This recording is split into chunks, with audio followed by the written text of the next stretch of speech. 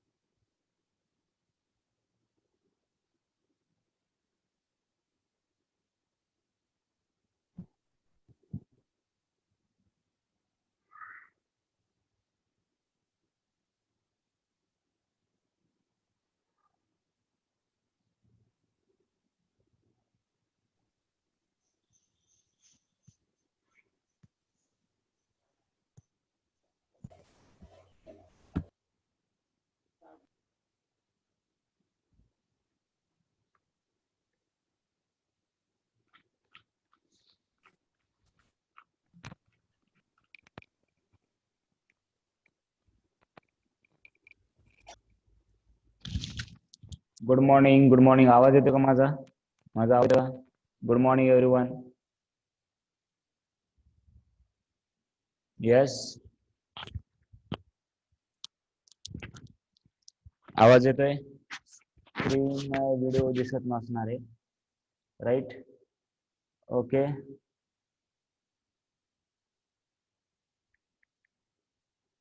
तर पहा, लक्षात घ्या. आपण होमवर्क होता का काही? होमवर्क होता का काही?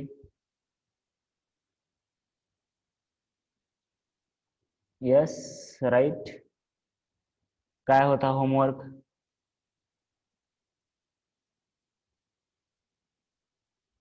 MCQ, right? हा, MCQ पोस्ट केले. ठीक आहे, MCQ आपण पाहूयात याच्यामध्ये, नो प्रॉब्लेम. त्याच्या आधी पूर्ण मी जो एक्स्ट्रा पार्ट दिला, एवढं कळलं का तुम्हाला? याच्या पुढचा जो पार्ट आहे, पहा, लक्षात घ्या. काल आपण इथपर्यंत, स्क्रीन दिसते का तुम्हाला? स्क्रीन दिसते का, म्हणजे पुस्तक दिसते का?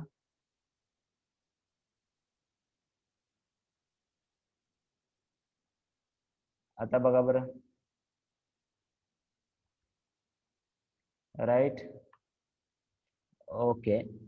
तर आपण हे 8 पर्यंत, अरे कसं करायचं तुम्हाला?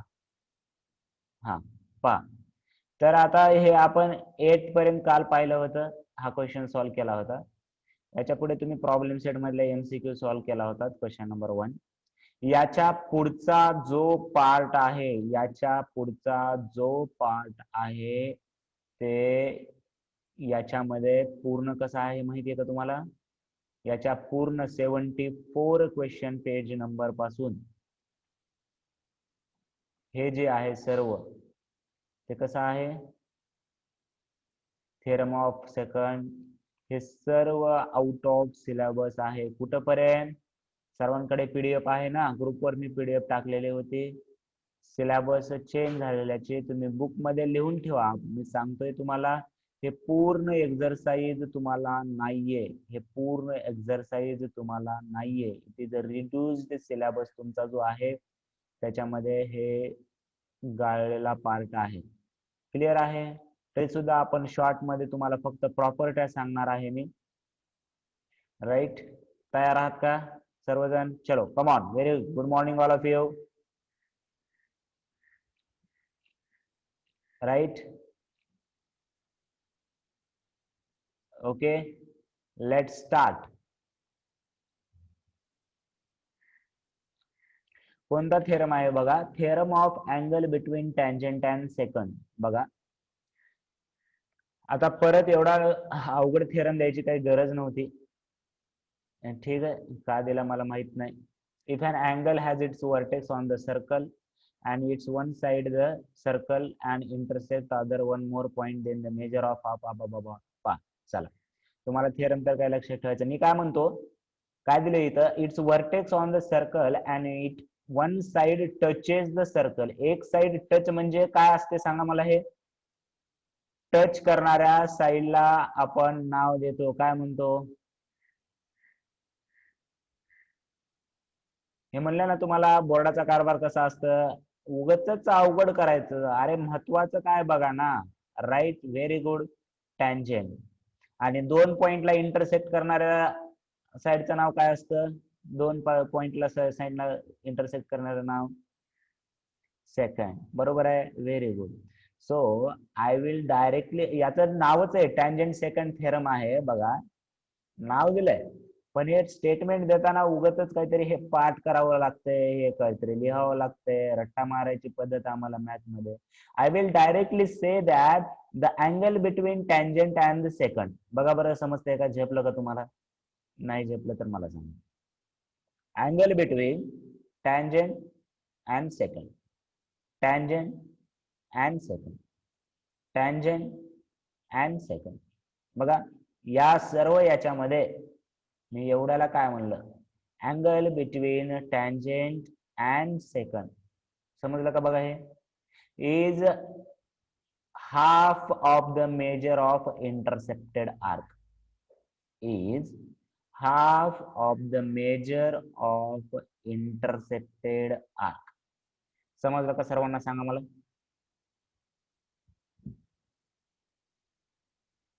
हे मिनिंग समजलं का? सांगा मला स्टेटमेंटचं. मी अजून थिअरम कुठं सांगितलं?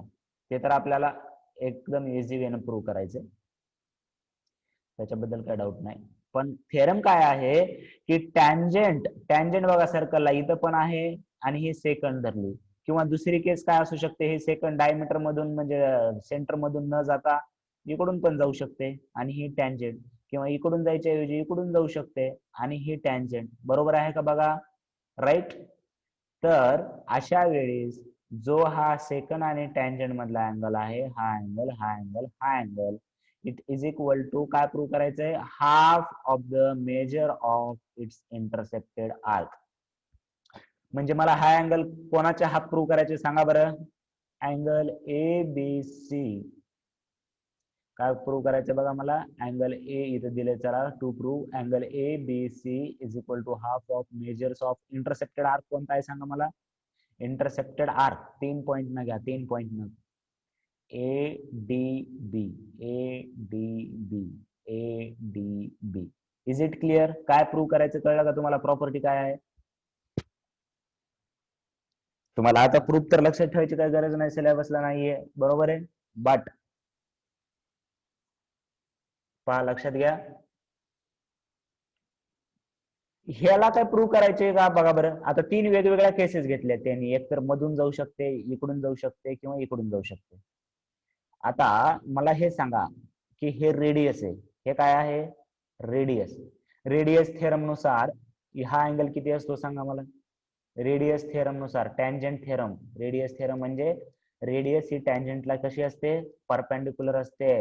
गलत गलत गलत सृष्टी, सृष्टी.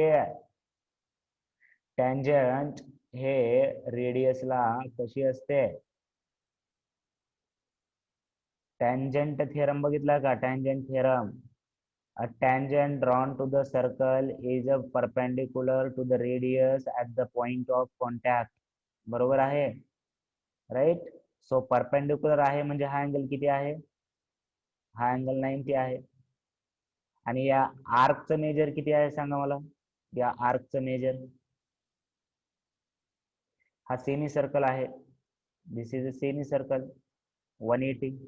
मग ते ऑटोमॅटिकली प्रूव्ह झालं का? बघा बरं, हे 90 आणि हे 180 हे प्रूव्ह झालं का? अशा केसमध्ये तर प्रूव्ह झालं का नाही? बघा बरं, अशा केसमध्ये तर ऑटोमॅटिकली प्रूव्ह झालं, राईट.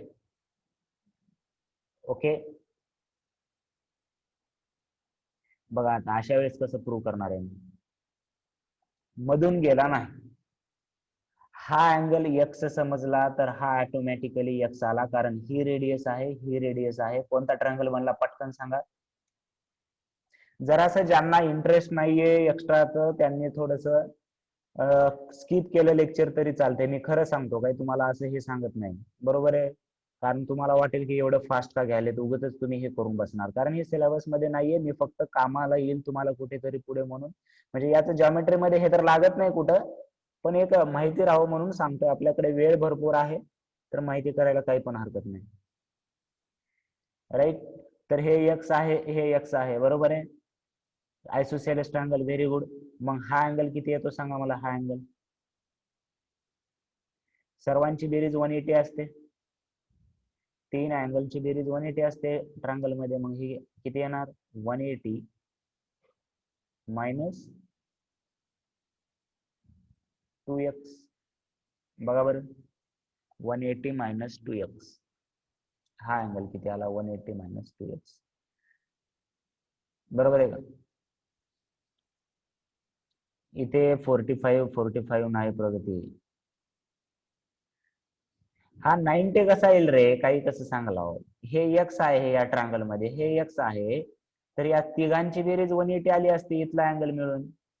बघा, तर हे एक्स आहे, हे 180 मधून 2x वजा केलं. हे कळलं का सांगा मला येस और नो मध्ये?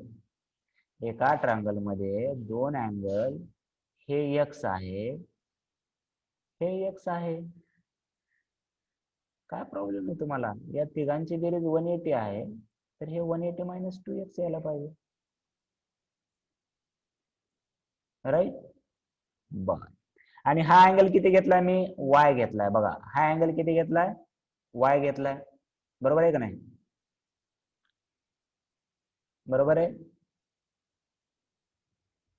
तर हे रेडियस आहे, तर एक्स प्लस वाय किती यायला पाहिजे टँजंट थेरम नुसार?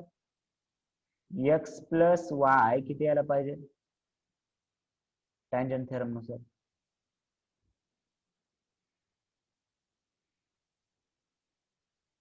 Ninety.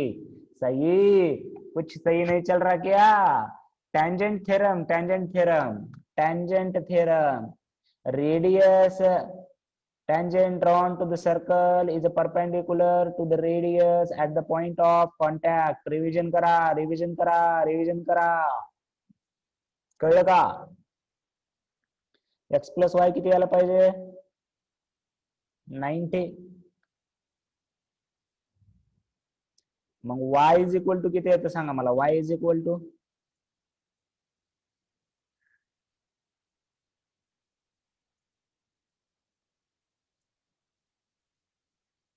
90 minus x is equal to याला हाफने डिवाइड करा बरं, किती येतं सांगा? इज इक्वल टू याला हाफने डिवाइड करा, किती येतं सांगा मला? 2 ने डिवाइड करा, म्हणजे हाफने नाही, 2 ने. 2 ने जर डिवाइड केलं तर इज इक्वल टू 2 ने डिवाइड केलं याला, तर हा अँगल एम आहे. हाच आहे का? आणि अँगल एम, आणि अँगल एम म्हणजेच आर्क एडीबी का? हा अँगल म्हणजेच आर्कचं मेजर असतं. हा मेजर आर्क एडीबी. कुछ समजा? प्रूफ तर तुम्हाला काही गरजच नाहीये, सिलेबस मध्ये नाहीये, तरी मी सिंपल वेने समजेल म्हणून सांगितलंय असं. ह्या प्रूफचं वाचत नका बसू, फक्त लक्षात ठेवा, बाकी काही गरज नाही. आता सगळ्यात महत्वाचं, ज्यांना हे कळलं नाही त्यांच्यासाठी पण सर्वांसाठी सांगतो की बघा, तुम्हाला काय लक्षात ठेवायचंय? तुम्हाला काय लक्षात ठेवायचंय? एक जर टँजंट असेल आणि दुसरी लाईन सर्कल मधून जात असेल, तर त्या दोघांमधला जो आर्क असतो, त्या दोघांमधला जो आर्क असतो त्याच्या अर्धमाप, म्हणजे या दोघांमध्ये कोणता आर्क आहे बघा, हा आर्क आहे या दोघांमध्ये, तर या अँगलचं जे मेजरमेंट आहे या आर्कच्या हाफ येतं. लक्षात राहील का? Tangent second theorem. बाकी हा पसारा बघायची काही गरज नाही तुम्ही. द अँगल बिटवीन, चला माझ्यासोबत म्हणा बरं, मग माझ्यासोबत म्हणा, the angle between tangent and secant is half of the measures of the arc किंवा intercepted arc. सिंपल भाषेमध्ये, angle between tangent and secant is half of the measure of its intercepted arc. कळलं का?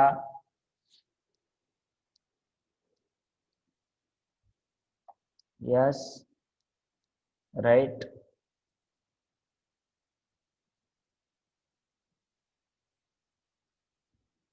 Okay, चला पुढे. इथे fees भरलेलं कोणी न भरलेलं आहे का? कोणी फीस राहिली असेल तर कंप्लीट करून घ्या पटकन. फीस जर राहिलेली असेल तर कंप्लीट करून घ्या पटकन. फेज भरलेलं कोणी आहे का? न भरलेलं?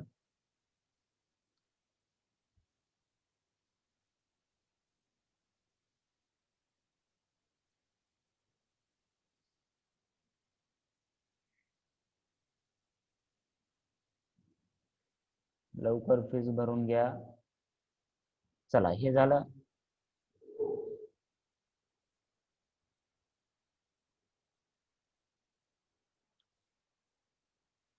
हे तेच दिलंय, इथे दिलंय हो का, अल्टरनेटिव्ह स्टेटमेंट म्हणून दिलंय.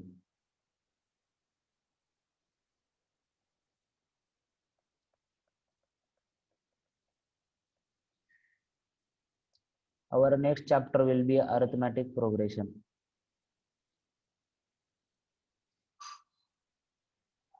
चला आधी बघूया, आधी हे बघूया, सर्कलचे तुम्हाला एक्स्ट्रा प्रॉब्लेम सोडवायचे.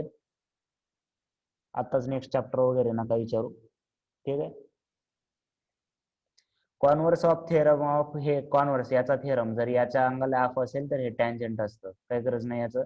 हे एक दोन प्रॉपर्टी एक लक्षात ठेवा असं वाटतं मला, की आपण theorem of internal division of card आपण आधी प्रॉपर्टी मध्ये बघितलं होतं बघा, की हा अँगल या आर्कच्या आणि या आर्कच्या समच्या हाफ असतो. आठवते का कोणाला? हा जो अँगल आहे, हा जो अँगल आहे तो या आर्कच्या बेरीज आणि या आर्कच्या बेरीजचा हाफ असतो. आठवते का कोणाला? Yes, right, okay. त्याच्यानंतर हा आहे थेरम ऑफ इंटरनल डिव्हिजन. त्याचं थेरम सुद्धा म्हणजे प्रूफ सुद्धा एकदम सिंपल दिलंय इथं. काय आहे थेरम बघा, की इथं स्टेटमेंट वगैरे इथे आहे म्हणजे व्यवस्थित नाहीये, फक्त प्रॉपर्टी म्हणून लक्षात ठेवायचे तुम्हाला, की दोन कॉर्ड जर अशा इंटरसेक्ट झाला तर याचा आणि याचा प्रोडक्ट इज इक्वल टू याचा आणि याचा प्रोडक्ट असतो. AE into EB is equal to CE into ED. लक्षात राहील का प्रॉपर्टी? इथं थेरम दिलेला काय काय असणार आहे, हे ट्रायंगल आणि हे ट्रायंगल प्रूव्ह करायचे. Opposite angle, angle inscribed in the same test, A test, right.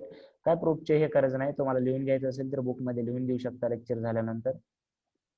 Property काय आहे सांगा मला. चला, म्हणजे मी जर एक सर्कल ड्रॉ केला असा,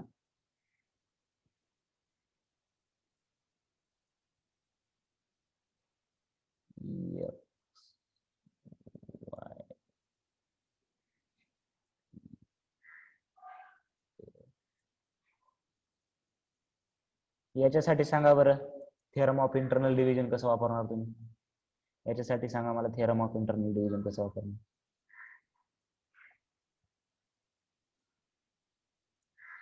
याच्यासाठी सांगा थेरम ऑफ इंटरनल डिव्हिजन काय वापरणार.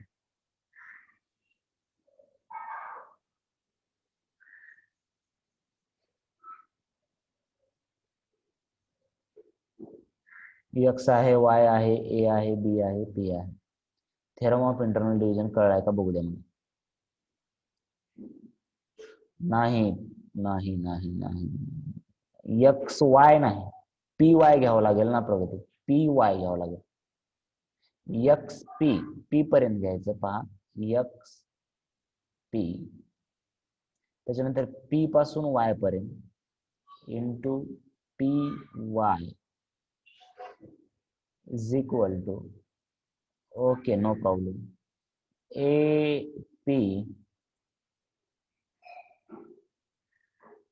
Into P B. असंच लिहिलं होतं का सर्वांनी? बघा बरं, बऱ्याच जणांनी टाईप करून पाठवले, पण ज्यांनी टाईप करून पाठवले नसेल त्यांनी सुद्धा बघा, असंच येईल का? राईट, बरोबर आहे. हे मी काय म्हणालो, फक्त फॉर्म्युले लिहून घ्यायचे आज. काय की टॅन्जंटचा आणि सेकंडचा अँगल जर असेल तर half of major of intercepted arc असतो. त्याच्यानंतर this is a theorem of internal division. फक्त हे हेडिंग टाकायची आणि लास्टचं लिहायचं काय असतंय ते, बरोबर आहे. आणि त्याच्यानंतर एक आहे पहा, थेरम ऑफ एक्सटर्नल डिव्हिजन. त्याच्यामध्ये प्रूफ राहू द्या, याचं काही गरज नाही. एक्सटर्नल डिव्हिजन मध्ये सुद्धा तेच असणार. काय असणार बघा, पॉइंट कुठं टच झालाय सांगा मला. पॉइंट कुठे टच झालाय?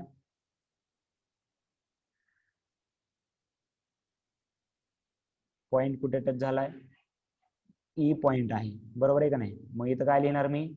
ए कोणाकोणाला वाटतं आता त्या इथं बरेच मिस्टेक काय करतात, जसं इंटरनली टचला घेतला होता आपण ए मधला पॉइंट आणि इथून इथलं पॉइंट, पण मधला पॉइंट म्हणजे टचिंग पॉइंट होता, इंटरसेक्टिंग पॉइंट. मग इथं लिहिताना सुद्धा तसंच लिहायचं, ए पासून कुठपर्यंत इंटरसेक्टिंग पॉइंट कोणता आहे सांगा मला. हे ट्रिक आहे हा, हे ट्रिक आहे, लक्षात घ्या. बरेच जण कन्फ्युजन होतात की मधला पॉइंट तिथे कसं होतं बघा, असं झाल्यानंतर आपण इथून इथला पॉइंट घ्यायचो, इथून इथला पॉइंट घ्यायचो टचिंग पॉइंट, आणि इथून इथला पॉइंट घ्यायचो. आता इथं ए पासून टचिंग पॉइंट कोणता आहे सांगा मला? सॉरी, ए पासून कोणता पॉइंट आहे? ई पॉइंट आहे. Therefore I will write A E, A E into काय लिहायला पाहिजे परत? ई पासून बी पर्यंत, किंवा बी ई लिहा. A E into B E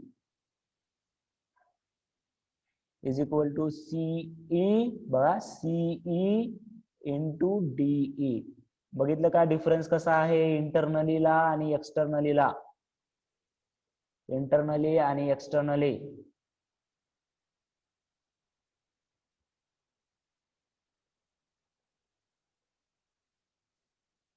internally आणि एक्सटर्नली, राईट. मग मला एक सांगा आता परत. अरे वा, आपला सर्कल खूपच गोल आला का रे? अरे वा, छान. इथं जमते भारी, इथं जमते भारी बोर्डापेक्षा, आहे का?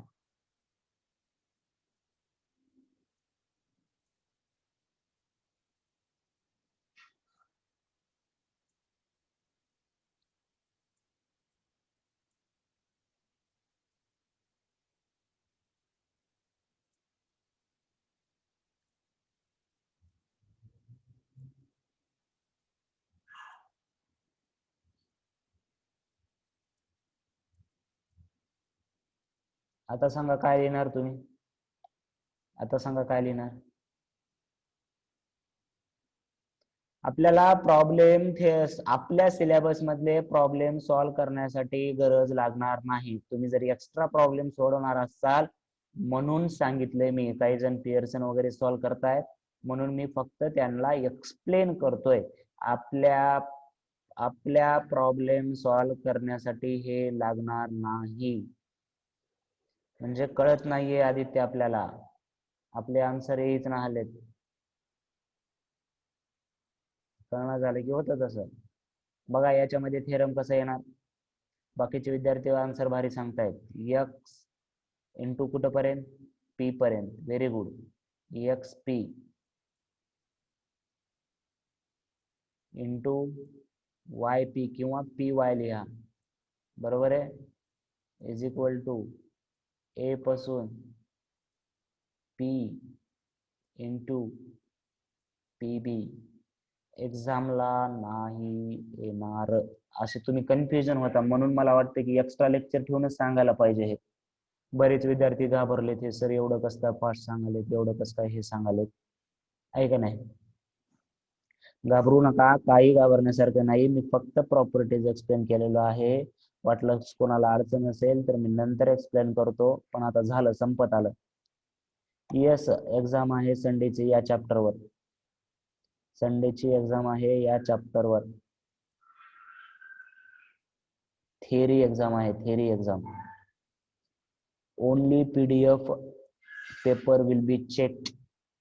दोज विल बी पेड जे असतील, फीस ज्यांची कंप्लीट आहे त्यांचेच पेपर चेक होतील. आतापर्यंत मी सर्वांचे पेपर चेक केलेले आहेत, लक्षात राहू दे तुमच्या, राईट. जेवढे पेपर आले तेवढे चेक करतो मी. जर ओळखला तर आले तर. मला काही जण असे ब्लर फोटो टाकतायत, असे हे करतायत, म्हणजे त्यांना बदलाच घ्यायचे माझा, आहे का नाही? ते किती झूम केलं तर दिसणार, हे केलं तर दिसणार. पर्सनल नंबरवर पाठवायचं नाही, ईमेल आयडी वर पाठवायचं, ईमेल आयडी वर.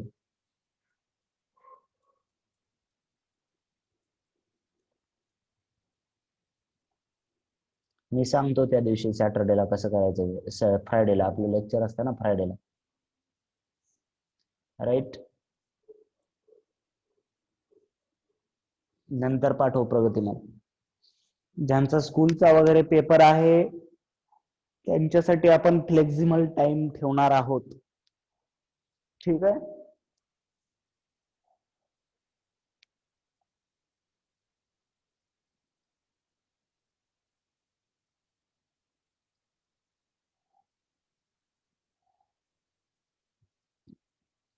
चला, लास्टचा एक थेरम आहे. हे थेरम झालं की झालं, चॅप्टर सुरू करायचं.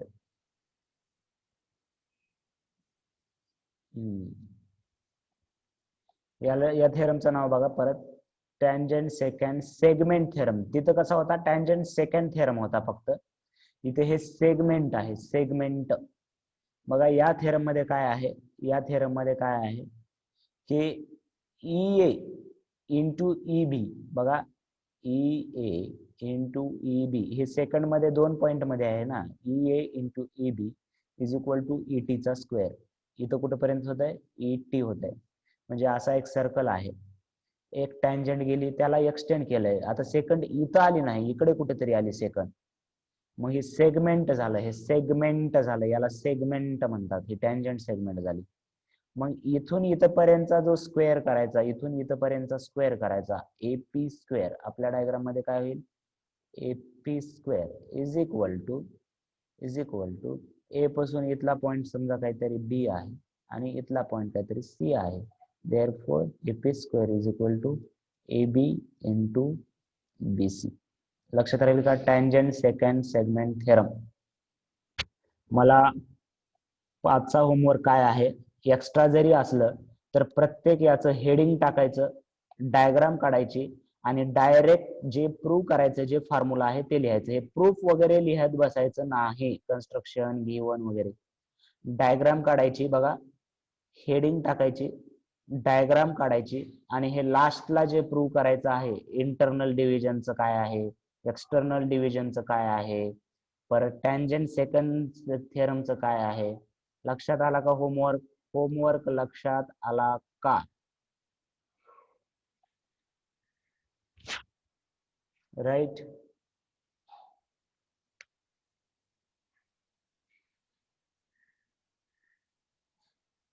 हा मी काल बघितलं की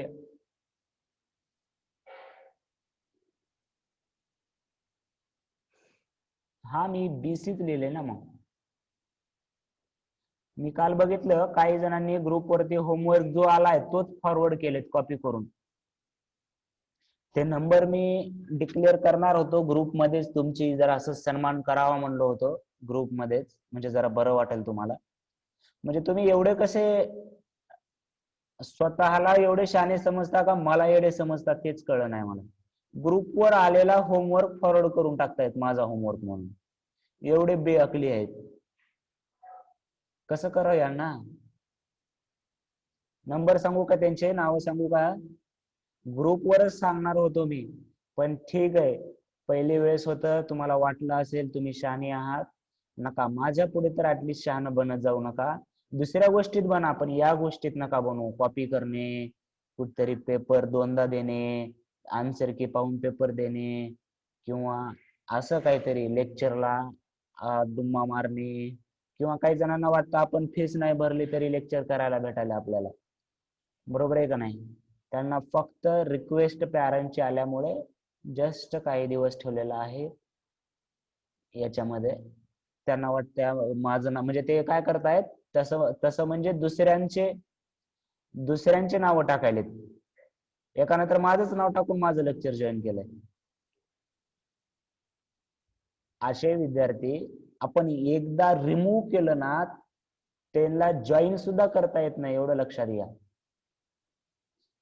तुमच्या क्लासमधले काही 9वीच्या क्लासमधले किंवा 10वी 11वीच्या क्लासमध्ये आहेत, काहीतरी आगाऊपणा सुचते, जरा 5-6 महिने घरीच बसून आहेत, मम्मी पप्पा पुढे काही करता येत नसेल, ते मस्ती दाखवाले तिथं, पण त्यांना माहिती नाही मस्ती जिरवतो कसं, आहे का नाही? सो जपून राहा, माझ्यापासून जपून राहा, ही वॉर्निंग आहे तुमच्याच भल्यासाठी. ओके, हा ठीक आहे. होमवर्क लक्षात आला सर्वांच्या?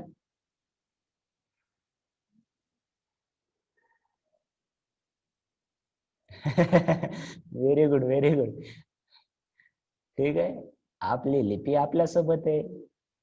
ओके, चालते. काय सध्या एक्सप्लेन करत नाहीये मी, याचं टेन्शन घेऊ नका. काय लिहायत की सर.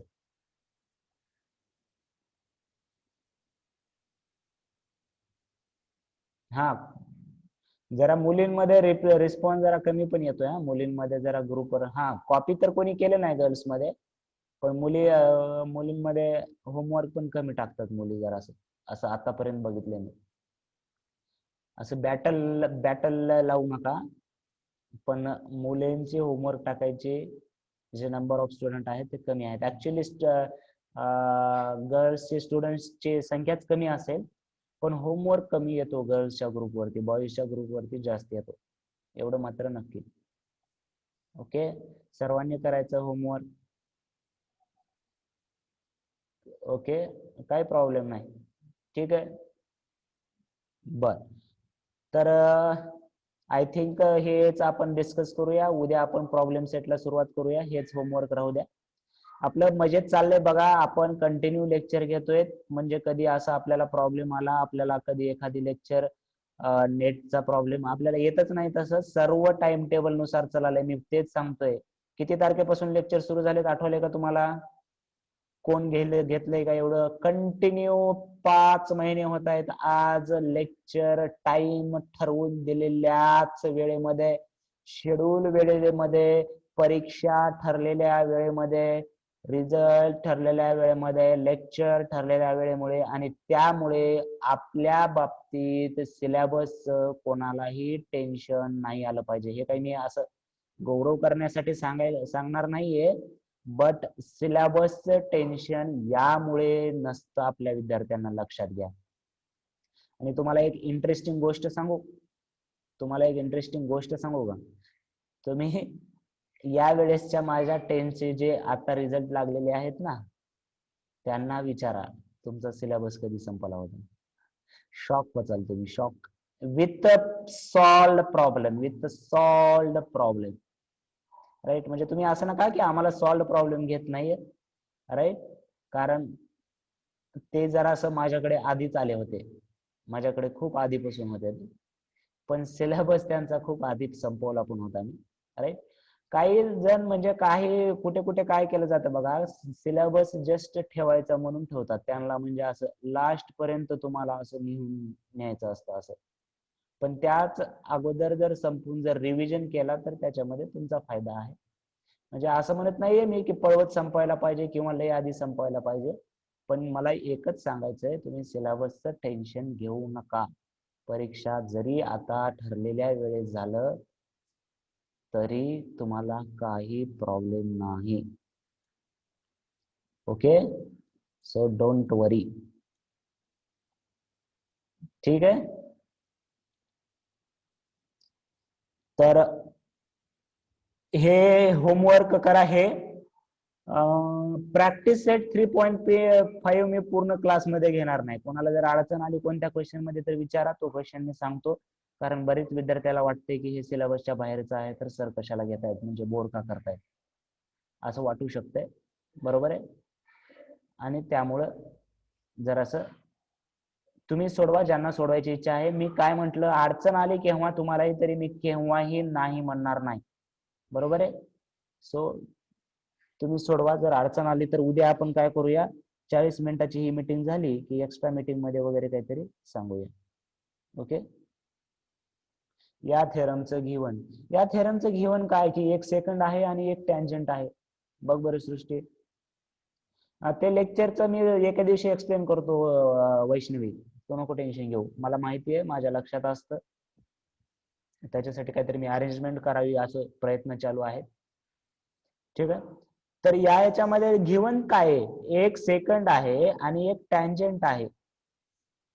बरोबर आहे. Tangent A B and sorry, ही टँजंट आहे and second A B are intersected externally at point E. एवढंच गिवन लिहायचं. ET is a tangent, AB is a chord म्हणा, कॉर्डला एक्सटेंड केलंय, किंवा सेकंड म्हणा. मीटिंग रिजॉईन करायची गरज नाही, लगेचच हा होमवर्क कम्प्लीट करायचा इथेच. याच वेळेमध्ये आपला नेक्स्ट क्लास सुरू होण्याच्या पर्यंत आपलं संपलं पाहिजे. हे लक्षात आलं का तुमच्या? ओके.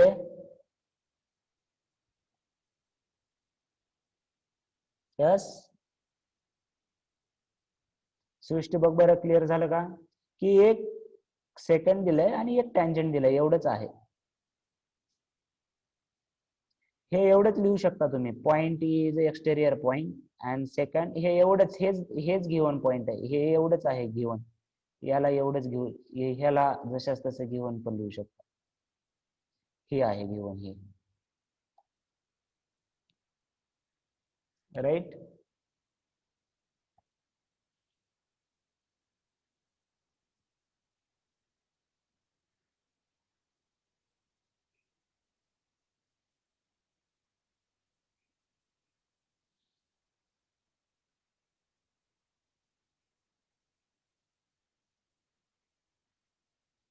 ठीक आहे. Okay, so bye bye everyone, we will meet tomorrow. Have a great day. Okay,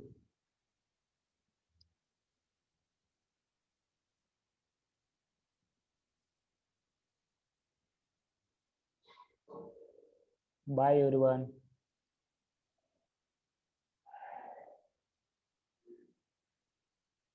Bye.